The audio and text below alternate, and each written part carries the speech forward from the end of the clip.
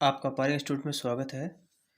हमारा अगला जो सवाल है वो ये है कि यदि हमारे पास एक सदिश दिया गया है, ये वाला a 3 iota plus 4j plus 5k, तो उसका हमें क्या करना है, x, y और z एक्सेस के साथ में कोण हमें ज्ञात करने हैं। ठीक है, तो हम इसके बारे में पहले पढ़ चुके हैं कि इसके हमें एंगल्स किस प्रकार से ज्ञात करते हैं कंपोनेंट की सहायता से। तो उसके लिए हमारे लिए पीछे की वीडियो आप देख सकते हैं। सबसे पहले हमें क्या करना पड़ेगा, इसका हमें मैग्नीट्यूड ज्ञात करना है।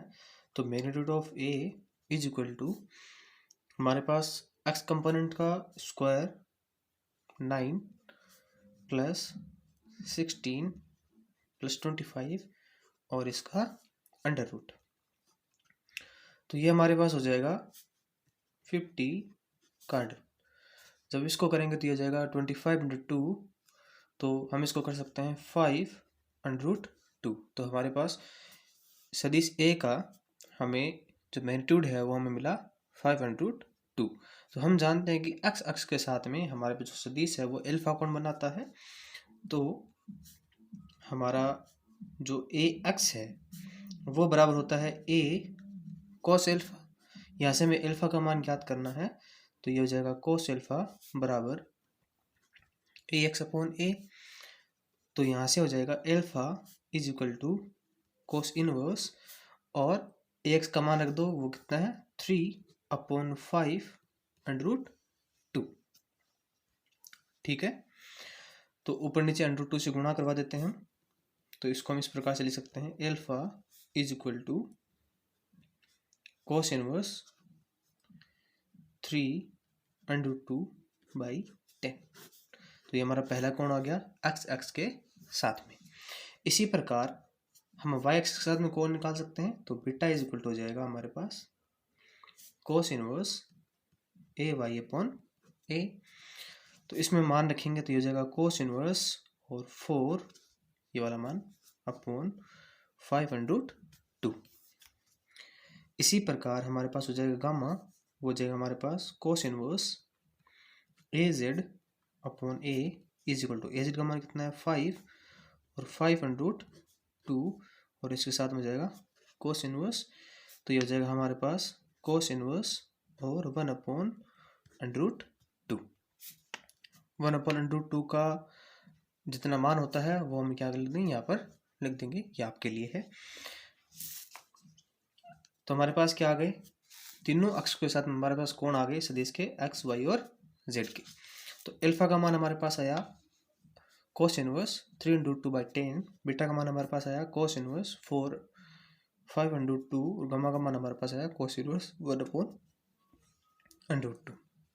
ठीक है, इससे अगले वाला हमारा जो क्वेश्चन है वो कुछ इस प्रकार से है।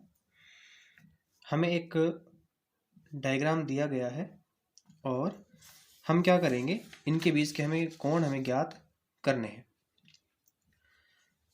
मैं क्या करता हूँ कि मेरे पास मान लेता हूँ कि ये जो एंगल है वो मेरे पास है 20 डिग्री, और ये जो एंगल है वो मान लेता हूँ वो है 130 डिग्री। ठीक है, तो ये वाला कोण कितना हो जाएगा, हो जाएगा हमारे पास 30 डिग्री। तो ये दिया गया है सवाल में, और हमें क्या करना है, ए व बी के मध्य का कोण, बी व सी के मध्य का कोण और ए व सी के मध्य का कोण हमें ज्ञात करने हैं। देखो, अगर किसी भी दो सदिशों के बीच का अगर हमें कोण देखना हो ज्यामिति से, तो हम कुछ इस प्रकार से देखते हैं। या तो किसी एक बिंदु से दो सदिश इस प्रकार से गुजरते हों तो उनके बीच का कोण हम ज्ञात करते हैं। ठीक है, ये बात ध्यान रखना, जब किसी बिंदु से दो सदिश इस प्रकार से गुजर रहे हों तभी क्या करते हैं, हम उनके बीच का कोण ज्ञात करते हैं। अगर इस प्रकार से अगर नहीं हो रहा है, जैसे मान लो ऐसे हो रहा है, जैसे मान लो एक ये वाला यहाँ पर आ रहा है, दूसरा कुछ इस प्रकार से अगर आ रहा है, तो हमें क्या करना पड़ेगा, पहले इन दोनों को एक बिंदु से गुजरता हुआ बताना पड़ेगा। या फिर ऐसे कह सकते हैं कि इनके जो पाथ है वो हम बना लेते हैं। मान लो इसका जो पाथ है ये वाला है इस साइड में, तो ये वाला जो कोण होगा वो क्या होगा, वो इन दोनों सदिशों के बीच का कोण होगा। तो ऐसा हमें क्या करना है, इन दोनों के बीच में करना है। तो हम क्या करते हैं, इसका डायग्राम दोबारा बना लेते हैं थोड़ा, ताकि हम क्या कर सकें, सभी कोण हम आसानी से ज्ञात कर सकें।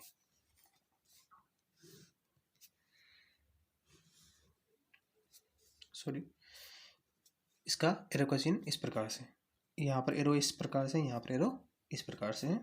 ये हमारा ए है, ये हमारा बी है और ये हमारा सी है। ठीक है, ये एंगल हमें दे रखा है 20 और ये दे रखा है 130 और ये हमें दे रखा है 30। तो अब हमें अगर ए और बीच का एंगल ज्ञात करना है, ए और बीच, ये ए है, ये हमारा ए है और ये हमारा बी है। तो हमें क्या करना है, इनको एक ही बिंदु से क्या करना है, गुजरता हुआ दिखाना है। तो हमें क्या करना पड़ेगा, इसका पाथ देखते हैं कि ये इस साइड में जा रहा है, तो इस बिंदु से गुजरता देखना है। तो ये वाली लाइन और ये वाली लाइन, तो इनके बीच का ये जो कोण होगा वो क्या होगा, ए और बीच का कोण होगा। तो ये 130 है, तो यहाँ पर ये टोटल होता है एक सरल रेखा पर 180 माइनस 130, बाकी जो बच गया एंगल वो हो जाएगा 50 डिग्री। तो ये हमारा क्या हो गया, ये हो गया हमारे पास ए और बीच का कोण। तो हमें ए और बी के बीच का कोण हमें कितना प्राप्त हुआ, हमें प्राप्त हुआ 50 डिग्री, 50 डिग्री।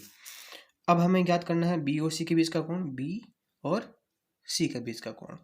तो बी और सी के लिए हमें क्या करना पड़ेगा, देखो एक ये लाइन इधर जा रही है, एक यहाँ जा रही है, तो हमें क्या करना है, एक बिंदु से गुजरता दिखाना है। तो इसको आगे बढ़ाते हैं, तो क्या हो गया, एक बिंदु से गुजर रहे हैं दोनों, तो ये वाला कोण हमें क्या करना है, ज्ञात करना है।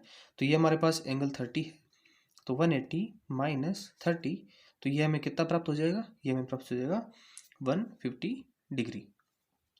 ठीक है, तो ये हमारे पास वो कोण आ गया बी और सी के बीच का कोण। तो बी और सी के बीच का हमें कोण प्राप्त हुआ 150 डिग्री। अब हमें ज्ञात करना है ए और सी के बीच का कोण। तो ए और सी कौन सा है, हमारे पास ये ए है और ये हमारे पास सी है। तो यहाँ से हम क्या करेंगे, सी को थोड़ा आगे बढ़ाएंगे इस प्रकार से। तो ये वाला कोण हमें ज्ञात करना है, तो ये हो जाएगा 180 माइनस 20, तो मुझे यहाँ पर प्राप्त हुआ 160 डिग्री। तो मुझे ए और सी के बीच का कोण मुझे प्राप्त हुआ 160 डिग्री। ठीक है, तो इस प्रकार से हम क्या करते हैं, सदिशों के बीच का कोण हमें ज्ञात करते हैं।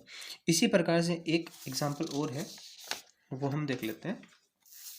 कुछ ये दिया गया है, इसमें ये जो डायरेक्शन है वो क्या थोड़ी सी बदली हुई है। ये हमारा ए है, ये हमारा बी है और ये हमारा सी है। ठीक है, जैसे हमने पिछले सवाल में किया था, यही वैसा ही यहाँ करना है। ए और बी के मध्य का कोण, बी और सी के मध्य का कोण और ए और सी के बीच का कोण। ठीक है, तो देखो हमें ए और बी के बीच का कोण ज्ञात करना है, तो हम क्या करेंगे, ए को थोड़ा सा आगे बढ़ाएंगे, तो ये वाला कोण हमें ज्ञात करना है। तो 180 माइनस 110, और तो ये हमारा कितना हो जाएगा 70 डिग्री। ठीक है, तो ए और बी के बीच का कोण हमें कितना प्राप्त हुआ 70 डिग्री। इसी प्रकार बी और सी के बीच का कोण ज्ञात करना है। तो देखो हमें क्या करना है, यहाँ पर दोनों क्या हो रहे हैं, एक जगह मिलते हुए प्रतीत होते हैं हमें। तो इसको भी लाइन को थोड़ा आगे बढ़ाएंगे, इसको भी थोड़ा आगे बढ़ाएंगे। अब देख क्या हो रहा है, दो सलाखें एक दूसरे को काट रही हैं, प्रतिच्छेद कर रही हैं। तो जो यहाँ पर क्या बन रहा है, शीर्षाभिमुख कोण बन रहा है। तो शीर्षाभिमुख कोण क्या होते हैं, आपस में बराबर होते हैं। तो बी और सी के बीच का कोण हमें कितना प्राप्त हो जाएगा 40 डिग्री। बी और सी के बीच में कितना कोण प्राप्त हुआ, हमें 40 डिग्री प्राप्त हुआ। इसी प्रकार ए और सी के बीच को कोण ज्ञात करना है। देखो ये क्या है, एक ही बिंदु से गुजर रहे हैं, तो यहाँ पर हमें कोई भी लाइन खींचने की आवश्यकता नहीं है। तो ये कितने हो जाएंगे, ये हमारा कोण 30 दे रखा है। तो ए और सी के बीच में कितना कोण हमें प्राप्त हो रहा है 30 डिग्री। इसी प्रकार से हम भिन्न भिन्न एग्जाम्पल कर सकते हैं। आप प्रैक्टिस करते रहिए, और जो लेक्चरर के हिसाब से आप और भी ज़्यादा प्रैक्टिस करेंगे तो आप में क्या हो जाएगी, थोड़ी बहुत प्रश्नों के प्रति आप में संवेदनशीलता उत्पन्न हो जाएगी। अगर आपको हमारे वीडियो पसंद आ रहे हैं तो लाइक कमेंट कीजिए, शेयर कीजिए। अगर आपको कोई सवाल है तो हमें कमेंट करके आप हमें पूछिए। ठीक है, और आज के लिए बस इतना ही, और इससे अगले वाले वीडियो में हम सदिशों के योगों के नियम के बारे में पढ़ेंगे।